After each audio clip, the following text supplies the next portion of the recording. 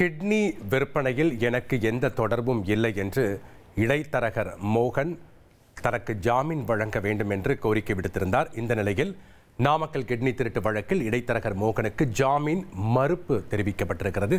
இதனை நாம் முக்கிய செய்தியாக பார்த்து வருகிறோம். கூடுதல் விவரங்களை வழங்க இணைகிறார் செய்தியாளர் சுரேஷ். வணக்கம் சுரேஷ். கிட்னி விற்பனை வழக்கில் இடைத்தரகருக்கு ஜாமீனை மறுத்து சென்னை உயர்நீதிமன்றம் உத்தரவு பிறப்பித்திருக்கிறது. சென்னை உயர்நீதிமன்ற உத்தரவினுடைய முழு விவரங்களையும் பதிவு பண்ணுங்க.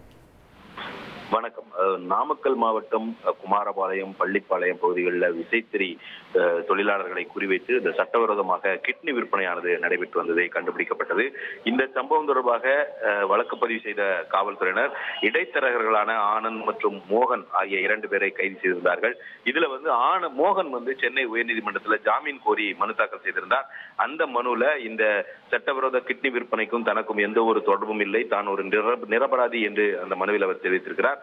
மேலும் தன்னுடைய உடல்நிலை மற்றும் முதுமையை கருத்தில் கொண்டு ஜாமீன் வழங்க வேண்டும் என்றும், ஜாமீன் வழங்கினால் சாட்சிகளை கலைக்க மாட்டேன், விசாரணைக்கு முழு ஒத்துழைப்பு அளிப்பேன் என்ற ஒரு உத்தரவாதத்தையும் அந்த மனுவில் அவர் தெரிவித்திருந்தார். இந்த மனு நீதிபதி ராஜசேகர் முன்பு விசாரணைக்கு வந்தபோது காவல்துறை தரப்பில் ஆஜரான வழக்கறிஞர் முனியப்பராஜ் கிட்னி விற்பனை அரசு எந்த விதத்திலும் ஏற்றுக்கொள்ளாது என்று தெரிவித்தார். மேலும் விசாரணை என்பது ஆரம்ப கட்டத்தில் உள்ளதால் இவருக்கு ஜாமீன் வழங்கக்கூடாது என்ற ஒரு கடுமையான எதிர்ப்பையும் அவர் பதிவு செய்தார். அரசு தரப்பின் வாதத்தை ஏற்றுக்கொண்ட நீதிபதி மோகனின் ஜாமீன் மனுவை தள்ளுபடி செய்து உத்தரவிட்டிருக்கிறார்.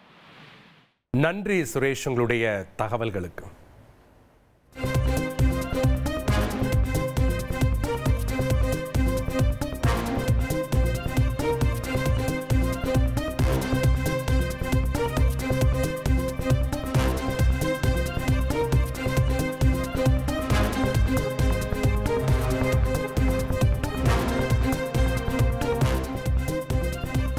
ஒரு கோடியே 24 லட்சம் மனங்களை வென்ற தந்தி டிவி யூடியூப் சேனல். தவிர்க்க முடியாத தம்ப்நெயில்ஸ், கலக்கலான கான்டென்ட்ஸ்.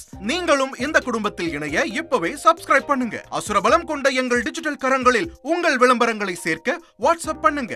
8939883838. Email advtthanditv@dttv.in.